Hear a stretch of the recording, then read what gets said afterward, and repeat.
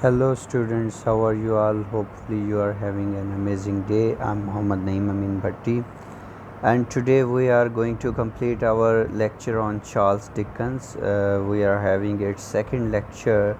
In first lecture we discussed about his early life and how he was able to build up his exposure and what was the basic conflict of his parents, and when his father was not able to pay the debt and his family was not able to live like a normal person, and they have to live in the prison, and he was going to work as children, and he was working in different type of the factories in the different training sections.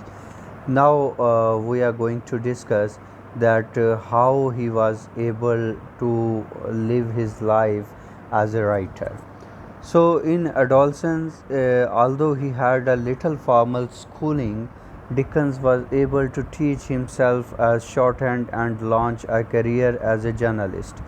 So, being a journalist, he was able to build up his exposure as a person who can observe each and every thing, who can make a difference between the right and wrong. So, after learning the shorthand, he was also able to quote the long sentences into the short pieces of signs and symbols. And at the age of 16 years, Dickens got himself a job as a court reporter. His own father became a reporter, and shortly thereafter, he joined the staff of a Mirror of Parliament, a newspaper that reported on the decision of the Parliament. So, the Mirror of Parliament was a platform through which he was able to make his ideas more mature. He started thinking in multidimensional direction through this newspaper, and by writing, his writing was become more mature at that time. During this time, Charles continued to read very voraciously at the British Library, and he experimented with acting as the stage managing as amateur theatricals.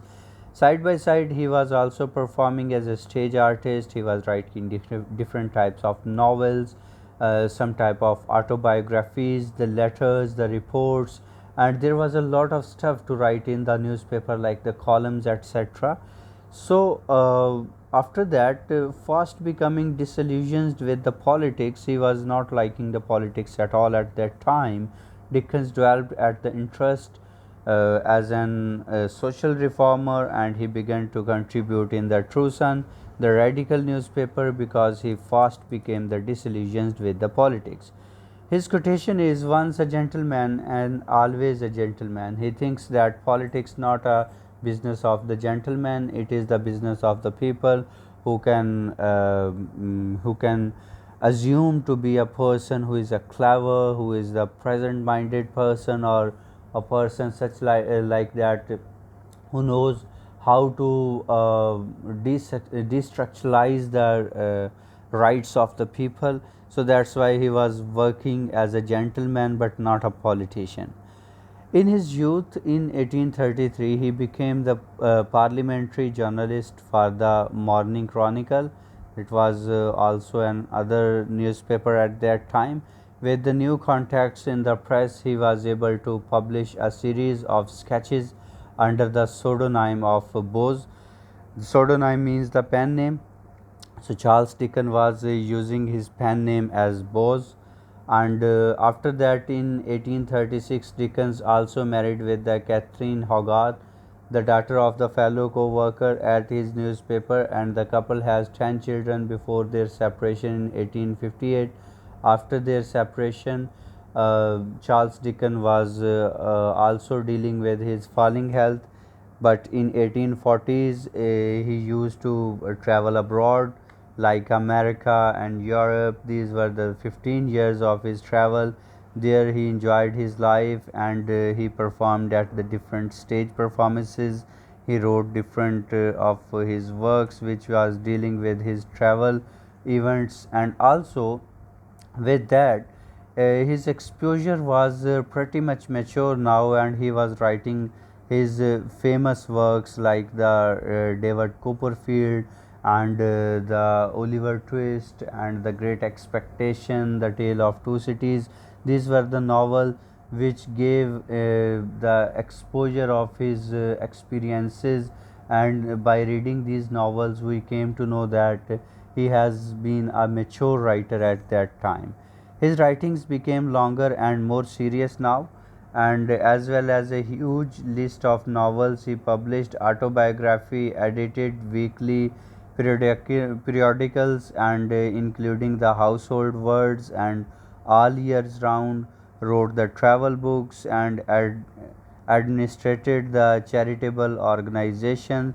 So these were some of his business at that time that he done, and he was pretty much busy at that time by dealing with the different types of the delegations who were came to meet him as a writer, as a administrator, charitable organizer, and also as a traveler. So his experience as a traveler also is a separate side of his personality.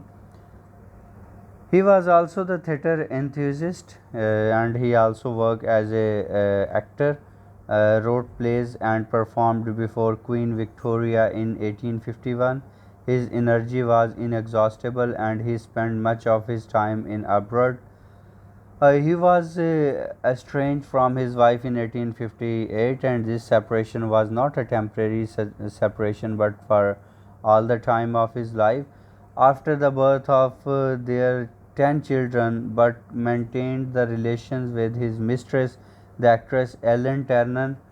Ellen Turner was in affair with Mr. Charles Dickens at that time, and she was also an actress, a co-actress, and she had also worked with Charles Dickens as an actor. After that, Dickens' health began to fall in the 1860s. In 1858, in response to his increasing fame, he had begun public readings of his work. He used to read his readings. He used to read his writings at the time of 1860s, when he was not able to write at all the other things. So these exacted great physical toll on him, and immensely profitable, but physically it was shattering. His health was falling at that time, and of the readings in America in 1867 to 68 sped his decline, and after that he was died in 1870 by a heart stroke, and he is buried at Westminster's Abbey. He says about death that when death strikes down the innocent and young, for every fragile form from which he lets the painting spirit free, 100 virtues rise in the shapes of mercy, charity, and love to walk the world and bless it of every tears and sorrowing the mortals shed on such green graves. Some good is born and some gentle nature comes. And that was the gentle nature of Charles Dickens, which came to an end in 1870s. So these are some of his works. Oliver Twist was written in 1838. David Copperfield was written in 1850. A Tale of Two Cities in 1859, and Great Expectations was written in 1860. A critic says that his best out of best work is Great Expectations, which was written in 1860s. So that's it from today's lecture. If you have any question, you can ask me in comment box. Until the further video, that's goodbye from me.